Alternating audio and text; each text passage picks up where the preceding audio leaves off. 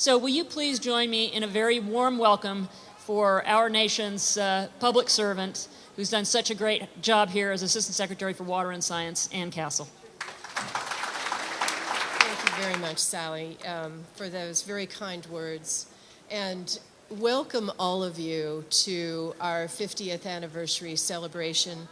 I started working on Glen Canyon Dam issues pretty much the first day that I came into the Department of the Interior. It was by far the first significant issue that I worked on. And I have spent a very substantial amount of my time over the past 5 years working on Colorado River issues in general. And there's probably no other thing that I've found more challenging, more frustrating, more rewarding, or more important than this unique Colorado River ecosystem. There's been no other watershed that has been able to reach agreement with a neighboring country that advanced both operational and environmental river management.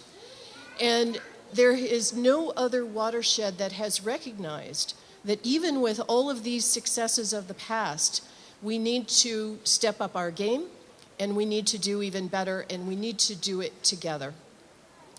The Bureau of Reclamation did a basin study on the Colorado River, and it confirmed and quantified what experts on the river had known for decades, and that is that there is going to be a significant shortfall between water supplies and demand in the coming decades.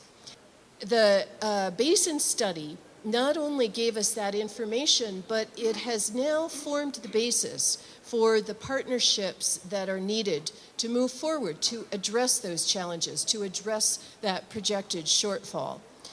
And within this complex and challenging Colorado River ecosystem, Glen Canyon Dam is the keystone.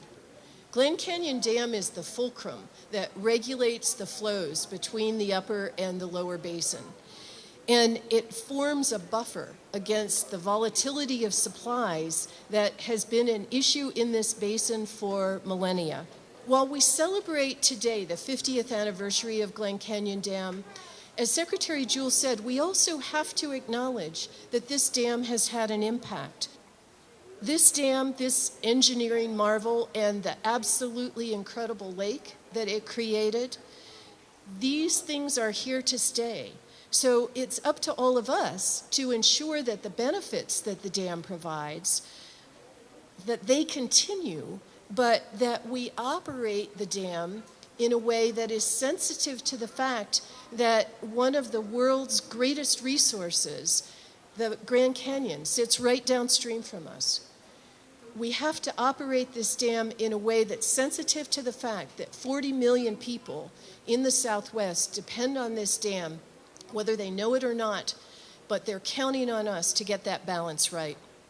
We're working on balance. We're working on getting that right by the high flow protocol that Secretary Jewell referred to. We're using the water flows that come out of this dam to redistribute the sediment that's in the main stem up higher on the beds and banks so that we're replenishing beaches and backwaters.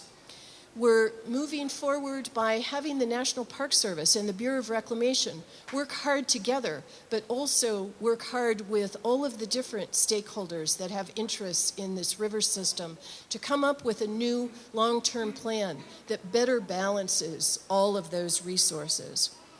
And we're doing it better by continuing the truly excellent science program on which all of these decisions have to be based.